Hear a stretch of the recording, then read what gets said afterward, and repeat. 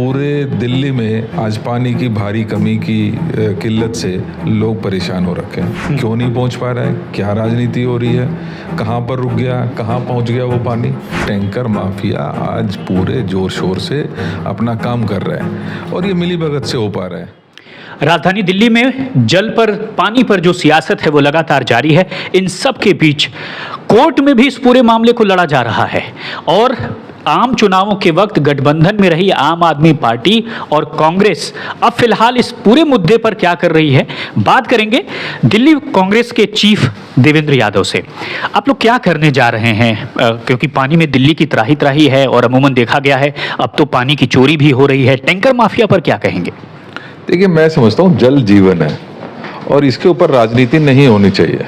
हम लगातार इस बारे में चिंता जाहिर करते रहे हैं कि दिल्ली में पानी की भारी कमी के चलते त्राहिमाम हो रहा है और पूरी दिल्ली इससे अफेक्टेड है।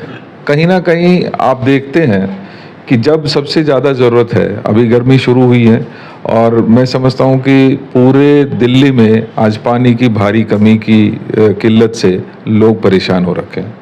हम इस बारे में लगातार पहले भी चर्चा करते रहे हैं और कहीं ना कहीं ये देखने को मिलता है कि हमारी मौजूदा सरकारों की नाकामियों की वजह से, उसके नज़रअंदाज करने की वजह से ये समस्या जो है वो बहुत बड़ी होकर अब हमारे सामने खड़ी है।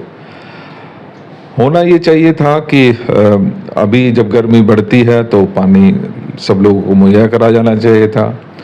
हिमाचल की सरकार ने आगे बढ़ते हुए 133 क्यूसेक पानी छोड़ने का काम किया, लेकिन आज तक वो दिल्ली नहीं पहुंच पा रहे हैं। क्यों नहीं पहुंच पा रहा है, क्या राजनीति हो रही है, कहां पर रुक गया, कहां पहुंच गया वो पानी, इस बारे में चर्चा करनी जरूरी थी। जिस मुनक नहर से दिल्ली की तकरीबन 42% जनता को पानी मिलता है, वहां पर आज पुलिस तैनात कर दी गई और ये पता लगा कि वहां पर अवैध बोरवेल हैं और टैंकर माफिया काम करता है। दिल्ली सरकार ने कोर्ट में कहा है हरियाणा की तरफ पानी चोरी हो रही है, तो दिल्ली के क्या हाल है?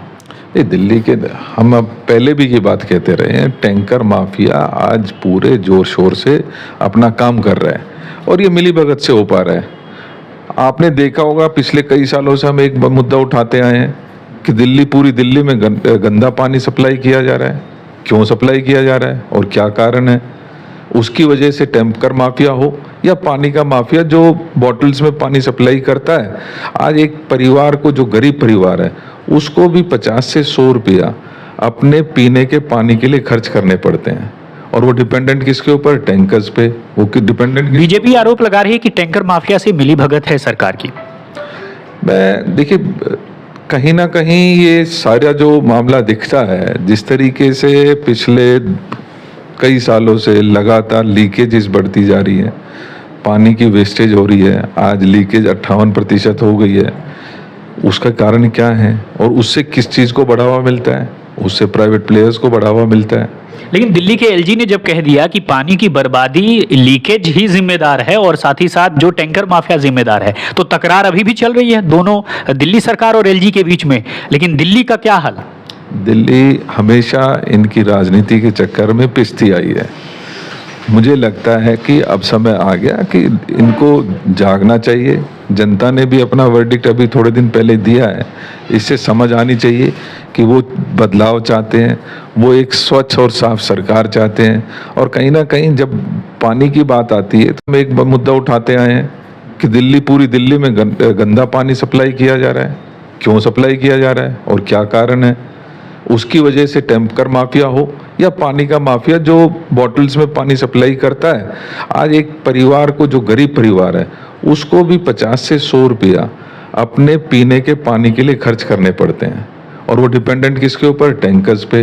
वो डिपेंडेंट, बीजेपी आरोप लगा रही है कि टैंकर माफिया से मिलीभगत है सरकार की।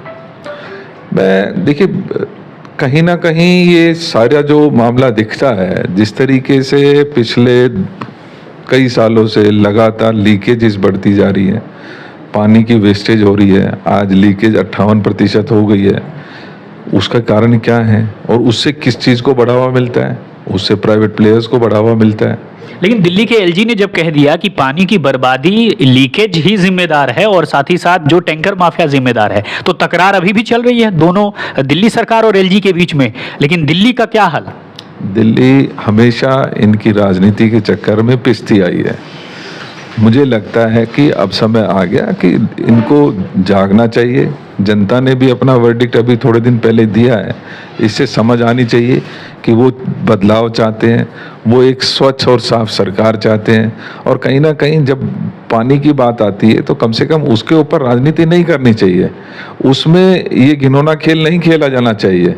उसमें हमें समस्याओं का समाधान करना चाहिए, और अगर समस्या का कोई समाधान है तो वो लीकेजेस रोकना है, वो जो पानी आता है उसको साफ करके घरों तक पहुंचाने का काम सरकार का है। एक तरफ फ्री पानी की बात करती है ये सरकार, लेकिन आज लोगों को परेशान होकर 50 से 100 रुपए प्रतिदिन अपने पीने के पानी के लिए लेना पड़ रहा है। तो कहीं ना कहीं ये सरकार जो है एक दूसरे के ऊपर जो गेंद फेंकने का काम करती है, वो लोगों के सामने। देवेंद्र जी, आप लोग अलायंस पार्टनर रहे हैं, अब आपका अगला क्या कदम होगा? क्या आप सरकार से कुछ मांग करेंगे या फिर आगे दिल्ली कांग्रेस कुछ करने जा रही है?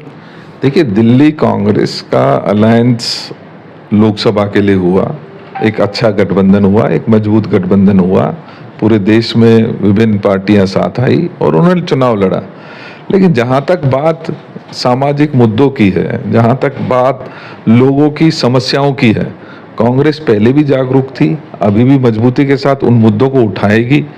हमने आज हमारे ब्लॉक प्रेसिडेंट्स और डिस्ट्रिक्ट प्रेसिडेंट्स को बुलाया है, उनके साथ चर्चा करने के पश्चात हम एक बड़ा प्रदर्शन छोटे हर एक विधानसभा लेवल पर, हमारे ब्लॉक लेवल पर प्रदर्शन की तैयारी हम कर रहे हैं। तो मुझे लगता है कि ये मुद्दा जो बहुत महत्वपूर्ण है जीवन के लिए, उसके ऊपर कोई भी हम कॉम्प्रोमाइज नहीं करने के मूड में हैं। हम इस मुद्दे को मजबूती के साथ उठाएंगे, लड़ेंगे। ठीक है। और यानी उसके बाद सड़कों पर भी उतरेंगे। तो साफ है कहीं ना कहीं जो सियासत चल रही है उसमें दिल्ली की जनता जरूर पिस रही है, लेकिन साफ तौर पर दिल्ली प्रदेश अब इस पूरे मामले में सड़क पर उतरने की तैयारी कर चुकी है। दूसरी तरफ दिल्ली की जनता सिर्फ यही चाहती है कि जब ज्यादा तापमान बढ़ा है, पानी की डिमांड ज्यादा है, तो कम से कम पीने का पानी उन्हें मिल जाए। लेकिन उनकी इस हसरत को, या यूं कहें उनकी इस आवश्यकता को चपत लगा रहा है टैंकर माफिया।